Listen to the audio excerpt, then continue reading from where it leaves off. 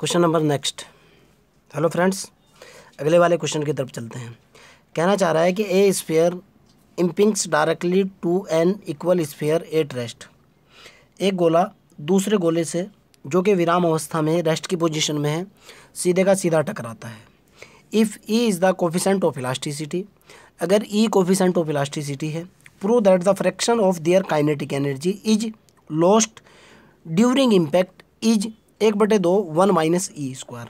आपको सीधे ये करना है कि जो आपकी काइनेटिक एनर्जी के अंदर जो लॉस है और जो इनिशियल काइनेटिक एनर्जी है दोनों का जो रेशो है, ओके, फ्रैक्शन का मतलब होता है उनका जो पार्ट है, जो रेशो है वो आपको दिखाना है 1/2 1 minus e square. I am repeating the question. मेरे पास एक स्फीयर है जो दूसरे स्फीयर से, जो कि दोनों बराबर स्फीयर है बेटा, ओके, यानी उनका मास दोनों का बराबर है। एक गोला दूसरे गोले से सीधा टकराता है, दूसरे वाला गोला रेस्ट की पोजीशन में है। If E is the coefficient of elasticity, अगर ई जो है उनका इलास्टिक कांस्टेंट है, प्रूव दैट द फ्रिक्शन नहीं है बेटा, ओके, और भिन्न भिन्न उसकी जो पार्शियल फ्रैक्शन होता है ना, आंशिक भिन्न, उसकी बात कर रहा हूँ बेटा, फ्रिक्शन नहीं है, घर्षण नहीं है। Prove that the friction of dier kinetic energy is lost during impact is 1/2 1 minus e square. मतलब ये है कि सिद्ध कीजिए संघट की वजह से जो इनिशियल काइनेटिक एनर्जी है, इनिशियल काइनेटिक एनर्जी का 1/2 1 माइनस ई स्क्वायर भाग का लॉस होता है। सीधा सीधा सा मतलब ये है कि आपके पास जो काइनेटिक एनर्जी के अंदर लॉस है और इनिशियल काइनेटिक एनर्जी है, दोनों का जो रेशो है आपको वो ये दिखाना है। Clear? This is your question. मेरे को गिवन है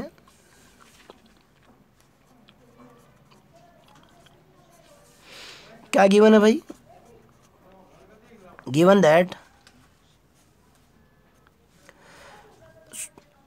m1 बराबर क्या है, m2 बराबर m के। m1 क्या है भाई? मास ऑफ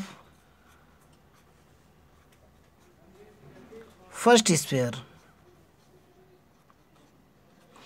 m2 क्या है भाई? Mass of second sphere.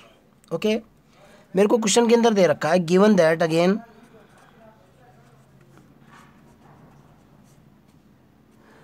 क्या गिवन है भाई? गिवन दैट सेकंड वाला जो है ना वो रेस्ट की पोजीशन में है कि u1 तो जो है ना कोई वेलोसिटी के साथ है, u के साथ है। सपोज दैट, सपोज कह रहा हूँ मैं, ये नहीं कह रहा हूँ कि है ही। पहले वाले गोले की वेलोसिटी u है एंड जो u2 है वो रेस्ट की पोजीशन में है, यानी सेकंड वेलोसिटी 0 है। ओके, प्रूव करना है मेरे को सिद्ध करना है कि टू प्रूव दैट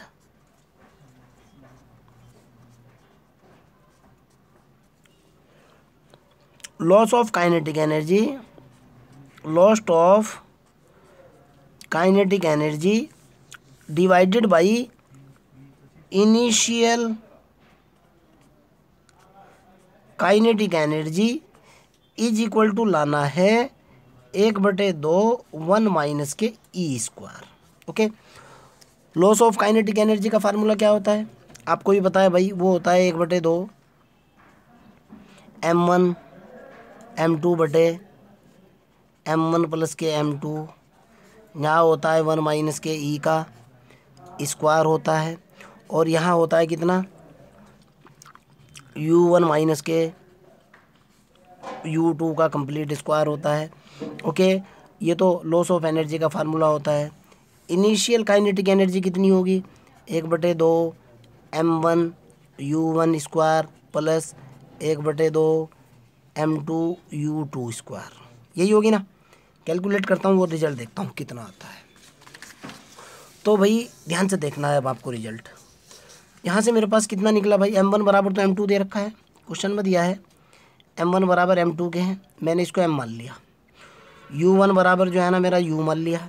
u2 कितना दे रखा है? 0 के है। वैल्यू डालता हूँ, कितना निकला भाई? 1/2 तो हुआ ही है। ओके, आगे चलता हूँ। ऊपर हुआ मेरे पास m स्क्वायर बटे, यहाँ हुआ मेरे पास 2m। क्लियर? और यहाँ हो जाएगा 1 माइनस के कितना, ई स्क्वायर। ओके, और ये हो जाएगा मेरे पास u माइनस ज़ीरो का स्क्वायर, और बटे में क्या आएगा मेरे पास निकल करके भाई, बटे में मेरे पास निकल करके आएगा 1/2 m into you square. Clear है ना। आगे चलते हैं भाई, इस 1/2 से तो 1/2 साफ, क्लियर सी बात है भाई। इस यू स्क्वायर से यू स्क्वायर साफ, ये भी क्लियर सी बात है। एक m से m साफ, क्लियर सी बात है। m से m साफ हो जाएगा ना, ओके। और इस वाले m से, इस वाले m से ये वाला m साफ, कितना बचा, एक तो बचा 1/2 और एक बचा 1 माइनस के ई स्क्वायर। फाइनली कितना, 1/2 1 माइनस के ई स्क्वायर। प्रूफ क्या करना था भाई, यही तो दिखाना था कि उनका जो रेशो है ना 1/2 1 माइनस ई स्क्वायर आना चाहिए, यही आपको प्रूफ करना था। Hence proof, this is your final answer. कोई डाउट हो, प्रॉब्लम हो, you can directly ask. Bye.